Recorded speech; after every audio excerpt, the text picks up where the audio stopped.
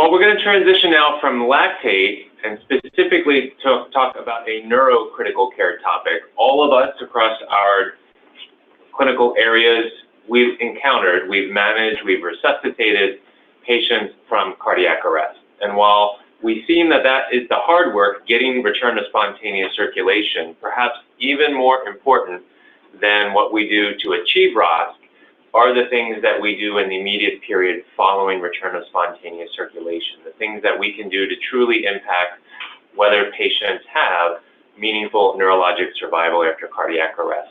And to help us through that discussion, to bring us up to date in 2020 on critical components in cerebral resuscitation after arrest, is our UM-EM neurocritical care guru, Dr. Wendy Chang. Wendy did her EM residency followed by a neurocritical care fellowship, and she's been with us as faculty for several years here at the University of Maryland, where she practices both in the neurocritical care unit as well as the emergency department. So welcome, Wendy, to bring us up to speed on critical components in cerebral resuscitation.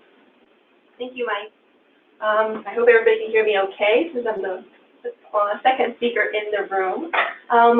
Just to make it a little bit more fun, if anybody knows who said the quote, "A brain too good to die," let's give some coffee to one of the residents, the first one who identifies it correctly, and maybe one of our viewers, okay, who are joining us. You're only going to get 3 slides before we get to the answer, so you got to answer quick. All right, so what I hope to do in this 30 minutes is talk a little bit about, making sure I'm on the right thing. Just click on it. Okay, and then there we go.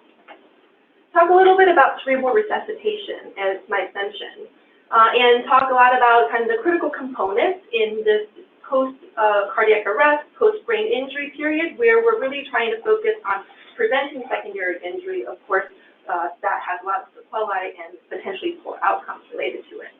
I do want to expand a little bit beyond just cardiac arrest, because I think the concept really can be applied to other disease processes, specifically in traumatic brain injury, severe traumatic brain injury, but also I would like to propose potentially in sepsis. As you can see today, we've already had quite of a theme on the fourth sepsis, which is such a huge part of what we do as emergency physicians.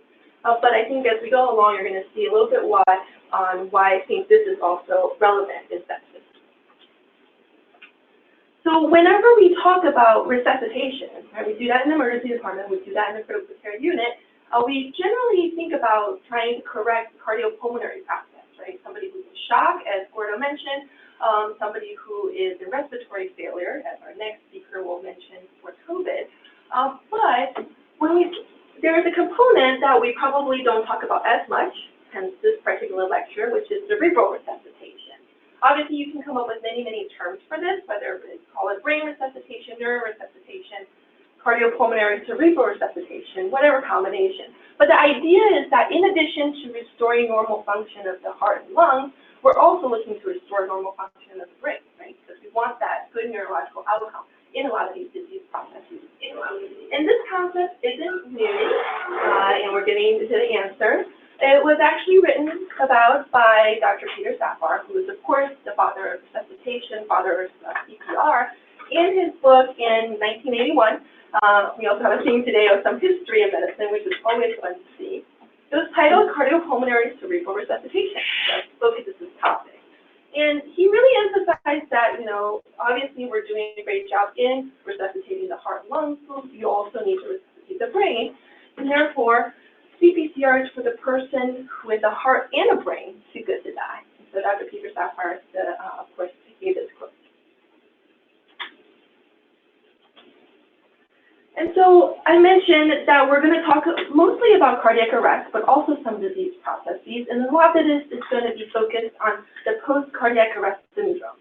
All the sequelae you see after you successfully achieve ROSC, after you successfully intubated a patient, etc. There's a lot more that we have to do in the emergency department.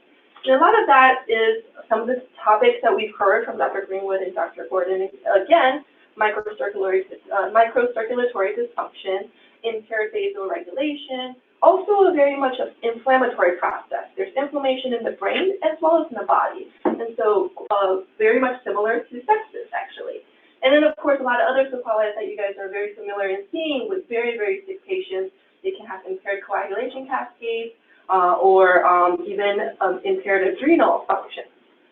And I wanted to, again, tie this all in because I think traumatic brain injury, specifically severe traumatic brain injury, has a lot of overlap in these secondary injuries that we're trying to address. Again, once the cardiac arrest has happened, once the traumatic brain injuries happen, obviously that's primary injury to the brain. And a lot of what we do in the emergency department and in the neuro ICU or your ICU is to prevent the secondary injuries in order to maybe reverse, to treat some of these processes to give the patient their best outcome. And I think we all probably agree that these components, obviously not naming all of them, are also seen in sepsis, right? Severe sepsis, septic shock. And that's why I think that these three disease processes actually have a lot more in common than we probably normally think. You probably normally thought maybe the cardiac arrest was a cardiopulmonary process, traumatic brain injury is a brain process, and sepsis being an infection. But again, I think there's overlap, and all of them can benefit from cerebral resuscitation. Obviously, there's definitive care that we need to provide before we can talk about the treatment of secondary injury. High-quality CPR, coronary angiography with PCI in the appropriate patients. In traumatic brain injury, if the lesion is the injury is a surgical one, you want to take the patient to surgery for that hematoma evacuation so that you can release that midline shift and pressure. And of course, in sepsis, fluid resuscitation, timely antibiotics, all of these things you guys are all very familiar with. But the components that I wanted to really focus on today are also elements that you guys are really familiar with. But hopefully, as we go through our discussion, you're going to get a little bit more of the backstory, a little bit more reasons as to why we do what we do. So, of course, in cerebral resuscitation, there's a huge focus on perfusion, microcirculatory, based on what Dr. Greenwood and Dr. Gordon said, but today we're going to focus on macrocirculatory. Oxygenation and ventilation, temperature, these all make sense. And at the very end, I'll just touch briefly on endocrine dysfunctions, because I think that also plays a huge role that we can expand our thinking in what goes on with our patients. So let's start with cerebral perfusion. We don't get the luxury of having this beautiful cerebral perfusion map going real time for any of the patients we take care of or resuscitate, right? And so we have to go by a lot of other vital signs, clinical picture, et cetera, to try and figure out the best story as to how the patient is perfused with their brain. No talk about perfusion in the brain is without a discussion on cerebral autoregulation, and this is the cerebral autoregulation curve. What it's trying to show is that we can maintain a blood pressure in the brain, cerebral blood flow that is constant, right? Through a systemic blood pressure, a systolic blood pressure, or a mean arterial pressure, any of those measures that is over a range. And this graph shows that, with over a range of blood pressure of 50 to 150, our brain is able to maintain a constant cerebral blood flow. Beyond that, if it goes above it, then these arterioles in your brain are going to just go beyond their capability of vasoconstriction, they're going to fail. And that's how you're going to have, vasodilation and flow and vasogenic edema occurring. At the low end of this cerebral autoregulation curve, the arterioles were expanding, were vasodilating in order to promote enough blood flow to the brain while this systolic blood pressure, systemic blood pressure was so low. And that dilation also failed. So at the two marks, this is failure of your cerebral autoregulation, and that's why we talk a lot about this. I would say that this picture may not be 100% accurate because more and more data is showing that the actual range of where our cerebral autoregulation can maintain blood flow is smaller, narrower. And then obviously we know that in our chronic and hypertensive patients, their curve is shifted to the right. It's also shifted to the right in a lot of patients with brain injury. And so you can see that, again, this plateau is narrowed and shifted to the right, meaning you're going to have failure of cerebral perfusion at a higher blood pressure. In the worst case, you're going to have complete failure of cerebral autoregulation, and your cerebral blood flow becomes completely linear in relation to your blood pressure. And that's why we worry so much about blood pressure management in brain injury in all of these disease processes, because we don't know which patient has an intact cerebral autoregulation. We can test it, but the testing is obviously very complex for the ED.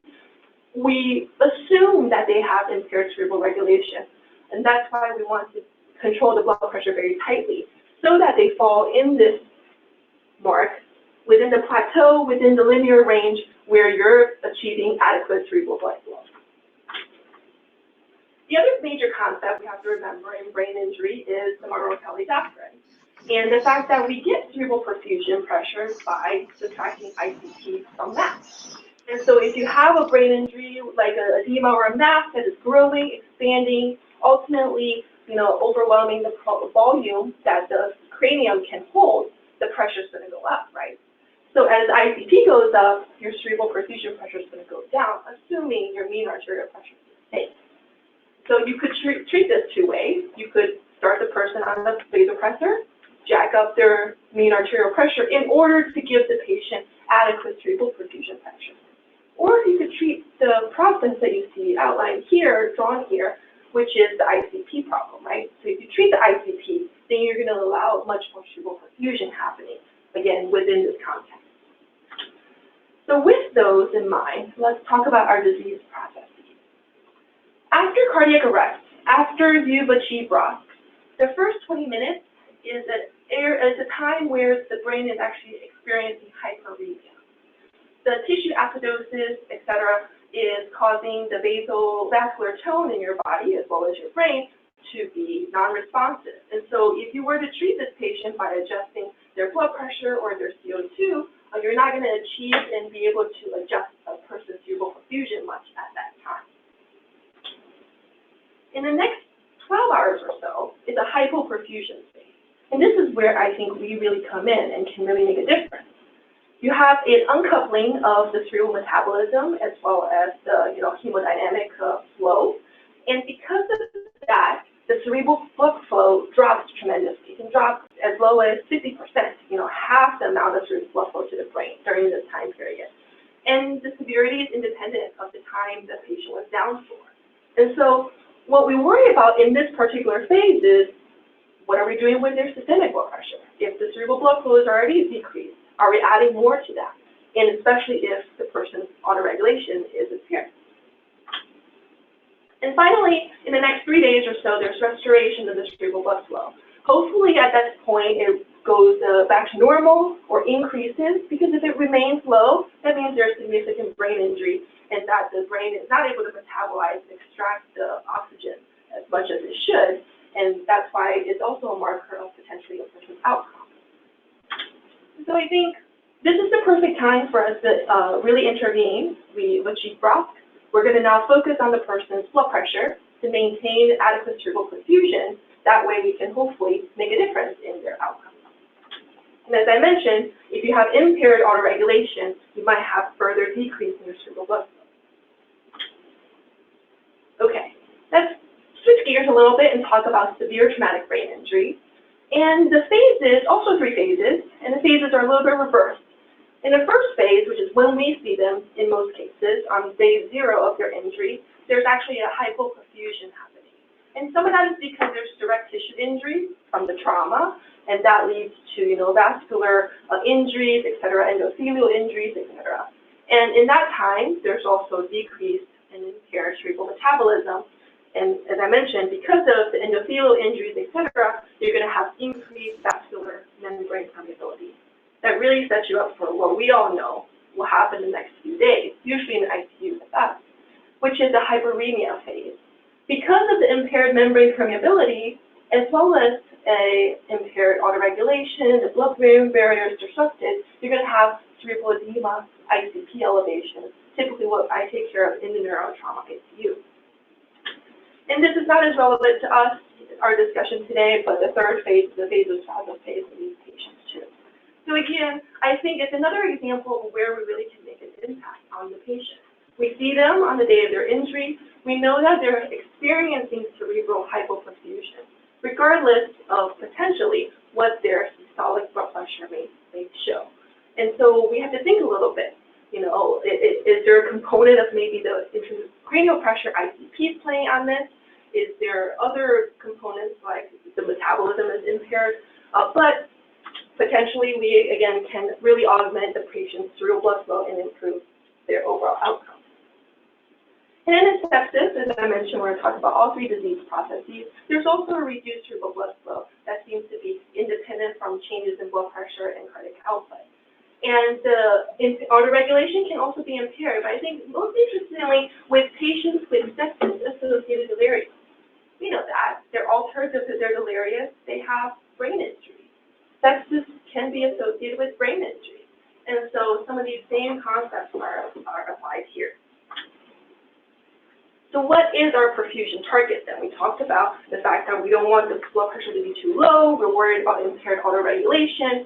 Well, tell me what's the right number to shoot for.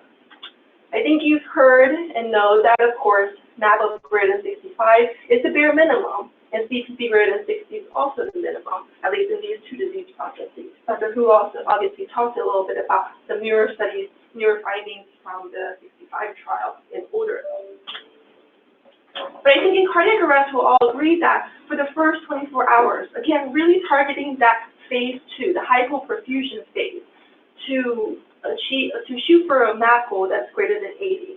That really will hopefully provide enough cerebral blood flow, cerebral perfusion. And similarly, potentially in traumatic brain injury too. The reason is, if they're presenting to you in their GCS of 4 and they're posturing, you're probably worried about intracranial pressures being high, right? And so if you keep this patient with a MAP of greater than 65 just to avoid hypotension, what is the true cerebral perfusion pressure in this case? Remember, CPP is equal to MAP minus ICP. So if you're worried about ICP being high, let's say just at least borderline high at 20, then you really need a MAP of greater than 80 to achieve a CPP greater than 60. So I think, again, potentially we need to shoot for a higher MAP goal. Obviously, we have the caveats of polytraumas, acute hemorrhages, et cetera, where we can't achieve these goals. But if you do have a patient you're highly suspicious, maybe by the clinical exam or the CT findings of elevated ICP, try and shoot for a higher MAP. And then, as we mentioned already, Dr. Hu discussed the 65 trial in sepsis. And so I think we don't have enough information about a higher MAP goal, though, in sepsis, and she also mentioned some older studies. And so for right now, I think it's going to be MAP greater than 65. Obviously, the caveat you're going to find in this theme is when we're talking about targets, et cetera, to resuscitation, it's going to have to be individualized. We have the very common example of the fact that if the person is chronically hypotensive, then their cerebral autoregulation curve is shifted up, that everything, all their goals may be shifted up. And then we can certainly use some adjuncts in the ICU, whether it's transcranial Dopplers or cerebral microdialysis, to help us really fine-tune the targets for the patient. All right, moving on to mechanical ventilation and pulmonary dysfunction. We know, and we won't go into the details, that hypoxia and hyperoxia are both bad for the brain. We also know hypocapnia and hypercapnia are all bad for the brain. And so what else do we have to consider, right, in these patients, aside from tweaking their FiO2 and their CO2? Well, pulmonary dysfunction is very common in all of these disease processes. You can see that 48% of patients can develop ARDS within 48 hours of their admission. While we may not take care of the actual ARDS that then manifests later, we might contribute to its formation, right? Obviously, ARDS can happen just from the inflammatory phase, et cetera, the cytotoxicity, et cetera, from the post-cardiac arrest syndrome. You may also have pulmonary confusion from CPR, but we may contribute to it by ventilator-induced lung injury. And so you'll see that in this study done in Seattle, it was a retrospective study, but they found that their cohort of patients who had developed ARDS had higher levels of FiO2 at the initial onset of their kind of ventilator prescription. Not clear on how long it was prescribed for, but it kind of adds to some of the things that we already know about how hyperoxia is bad for the brain and the lungs in this case. So similarly, in severe TBI, you also see that 20 to 25% of these patients develop ARDS for a lung injury at the older, certainly, definition. And that happens again within 2 to 3 days of the injury. So again, we might not take care of the ARDS, but we may still again contribute to it. Typically in TBI, there's a huge catecholamine surge initially, up to 1,200 times normal. and then it drops down and still maintains elevated compared to a normal patient.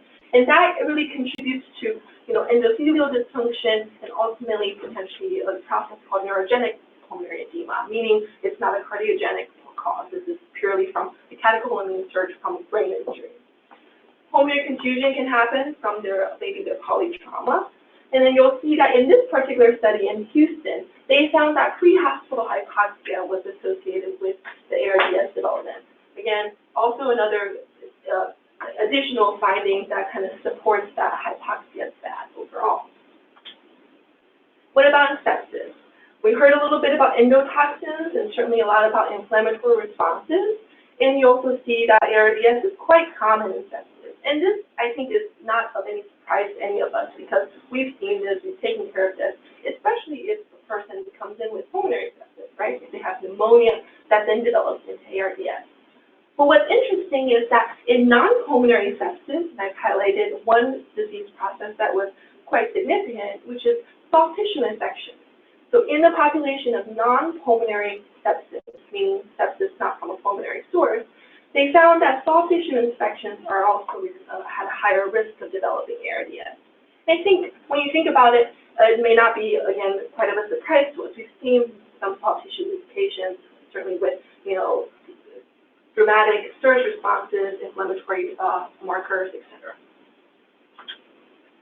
Okay, and then we certainly will have to talk a little bit about the relationship of oxygen in the blood, arterial oxygen and arterial CO2 on cerebral blood flow.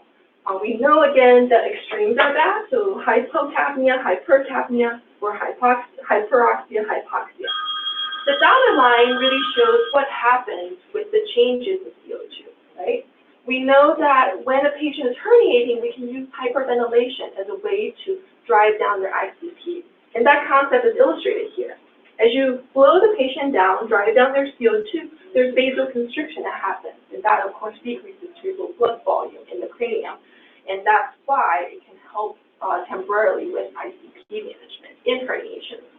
And the converse is true. If you let a person become permissively hypercapnic, up to 50s, 60s, etc., maybe not intentionally, maybe because they have ARDS, but the reason that's not good in brain injuries is because that vasodilation causes then increased ICP.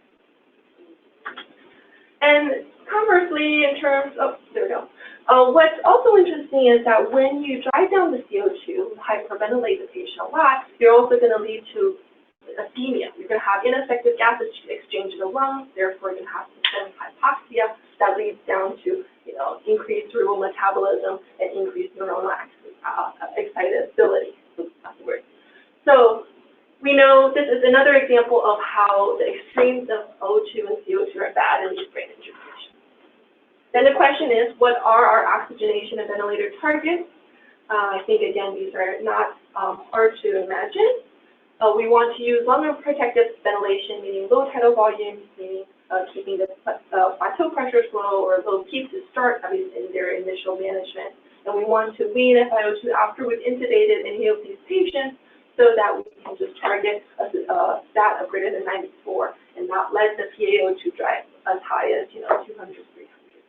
Normal capnia of 35 to 45. Obviously, if you have a patient with traumatic brain injury that has elevated ICPs and you need another adjunct to add to everything else you're doing, like hyperosmolars or spinal fluid drainage, then you can drop it down a little bit to 30 to 35. It's definitely not recommended to go lower than a PaCO2 of 25.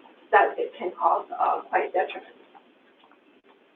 Again, I mentioned that optimal targets are probably needed because we also find that, especially in traumatic brain injury, but I think it can also apply in the other disease processes, is that a lot of these things are regional. If you think about a person with TBI, they might have some contusions or some CAI, some subdural, and so the regional differences, sometimes really you can't get to unless you have a monitor of some sort. Let's move on to temperature. So what's interesting is that brain temperature is actually higher than our body temperature normally, up to 1 degree Celsius. And in brain injury, the hypothalamus thermoregulatory set point can actually be elevated. So what that means is normally if we're colder than 37, we'll shiver to generate body heat, get up to our thermoregulatory set point. But in brain injury, since that set point is higher, that means even at a normal temperature of 37, the person's going to shiver because they think they're going to want to drive that temperature back up to that set point. So that really flows into the fact that brain injured patients have a lot of fevers. And in this meta-analysis of 39 studies of greater than 14,000 patients, they looked at, hemorrhagic stroke, ischemic stroke, and traumatic brain injury across all the different outcomes you can imagine.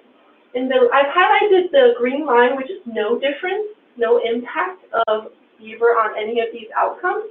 And above the green line, which I've kind of shaded, means normothermia helps improve these outcomes.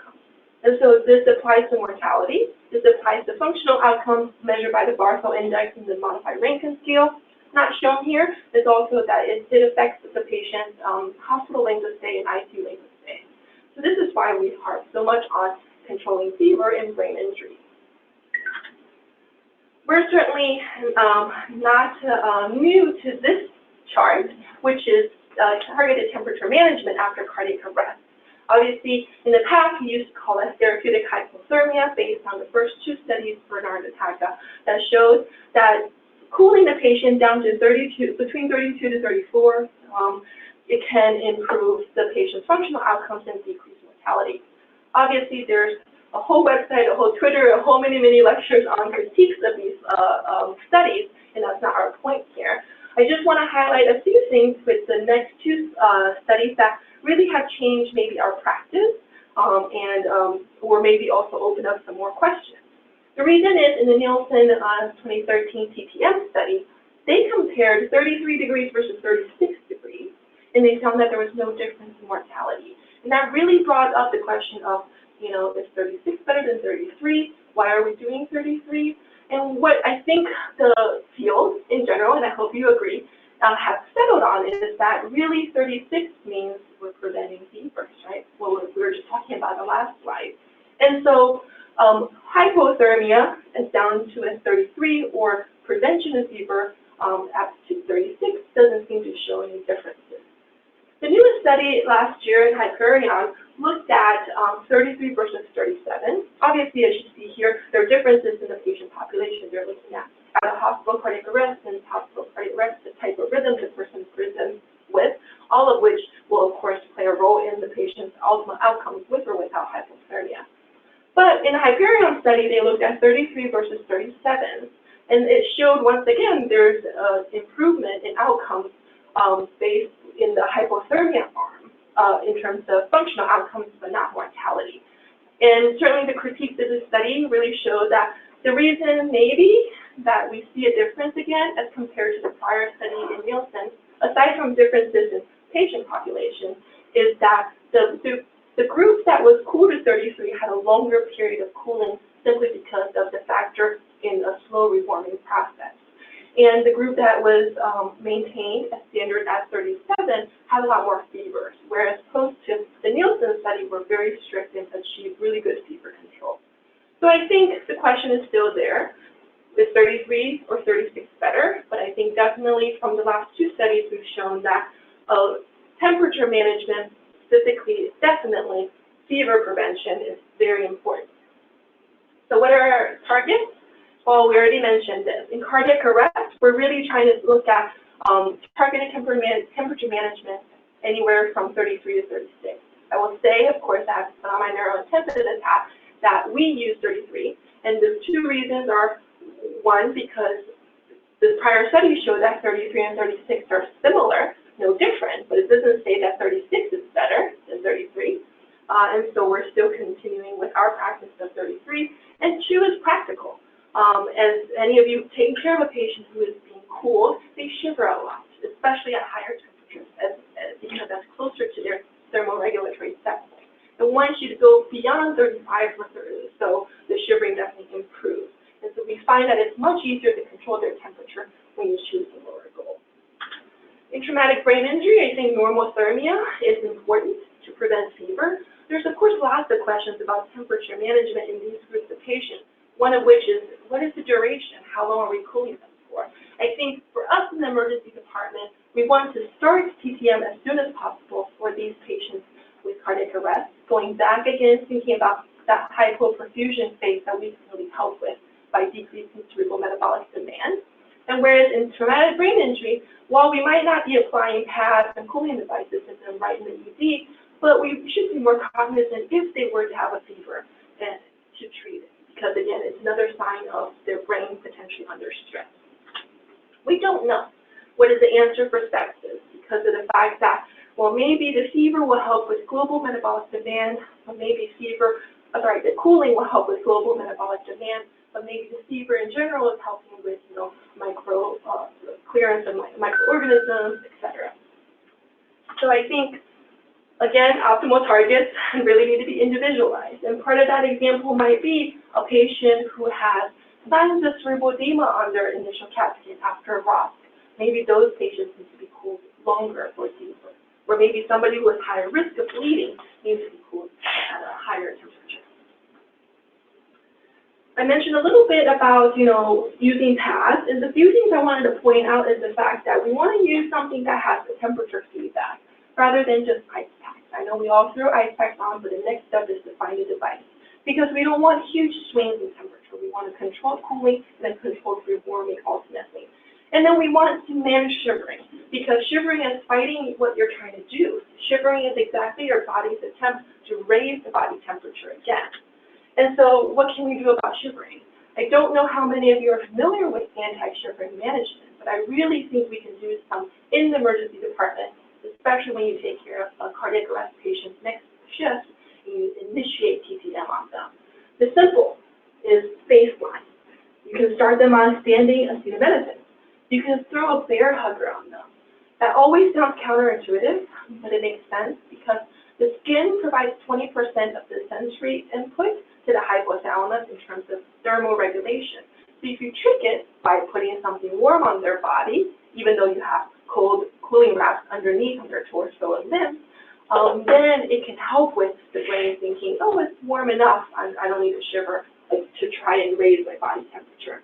So I think those two things are really simple that we can use to manage shivering. And the key to using a stepwise approach to shivering management is that it really can reduce the amount of deep sedation you need or neuromuscular blockade. We definitely see a lot of patients in our ICU without any paralysis simply by using this stepwise approach to shivering management. And finally, just briefly, I'll touch upon the fact that there's endocrine dysfunctions with any brain injury. Part of the reason is the fact that your pituitary is hanging on a little stalk in the sella, right? And so we mentioned a little bit about the hypothalamus's role in temperature management, but in traumatic brain injury and cardiac arrest, and sepsis possibly, but there's definitely signs that there's pituitary dysfunction too. Part of that is because of the shock state, the hypoperfusion that can occur, or the ICP elevation can cause compression of the vessels, causing again hypoperfusion, or specifically traumatic transection of the pituitary stalk. There are way too many hormones, not many of which are really applicable to our discussion in the ED, but I want to bring up three general endocrine dysfunctions to pay attention to. The reason, again, is they can start to occur relatively early. May not be in your ED shift, or if your patient has a delayed presentation, they can present within 24 to 48 hours. The relative adrenal insufficiency, we certainly think about a lot in sepsis, but should we think about it in cardiac arrest and traumatic brain injury? And then also ADH dysfunction. We probably think about this more with traumatic brain injury because of the concern about diabetes insipidus or SIADH. But again, these can happen in the other disease processes too. And then finally, glucose metabolism. We often choose to keep glucose strictly controlled in critically ill patients, especially if you look at the literature in the past on cardiac surgery patients, etc. But in brain injury patients, we actually want it to be a moderate control. The reason is the episodes of hypoglycemia are frequent if you choose a very strict control. In addition, in patients where we measure cerebral glucose specifically through microdialysis, they're oftentimes based on the brain injury, based on what's going on, whether it's ICP elevations or seizures or vasospasm, they can have cerebral hypoglycemia with normal systemic glucose. So next time you have a patient who has a glucose in the 200s, that's okay. You can take your time in trying to get it managed. So hopefully, this gives you a little idea on the role of cerebral resuscitation in these disease processes and how to help enhance and restore neurological function.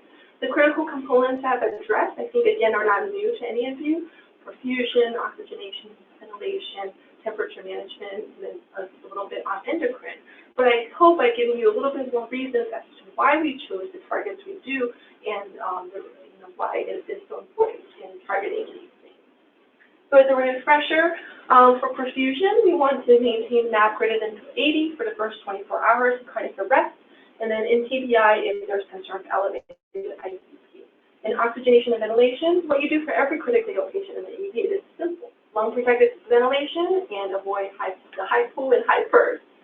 In temperature management, so far I think our evidence shows that TTM 233, 236 are equivocal, but we do want to be aggressive in treating and preventing fevers and brain injury patients in our discussion TBI. And then we mentioned a few endocrine dysfunctions that can occur in our patients that we should keep in our mind. If your patient has refractory shock, if your patient has a lot of electrolyte abnormalities, especially sodium, which we obviously want to be normal in brain injured patients, those are things that we should pay attention to. And finally, if you guys have any questions, I think we have a few from Zoom and the live stream. All right. Thanks, Wendy. So just a few questions here in terms of TBI. Nimodipine has been used to prevent vasospasm in the setting of subarachnoid hemorrhage. Is there any role in other disease states that cause TBI? Not enough evidence, I think, for the role of nimodipine. Definitely it's well studied, well understood in subarachnoid hemorrhage. I think the trouble with vasospasm and TBI is we don't even have a good handle on how frequently it happens, then to target how to treat them.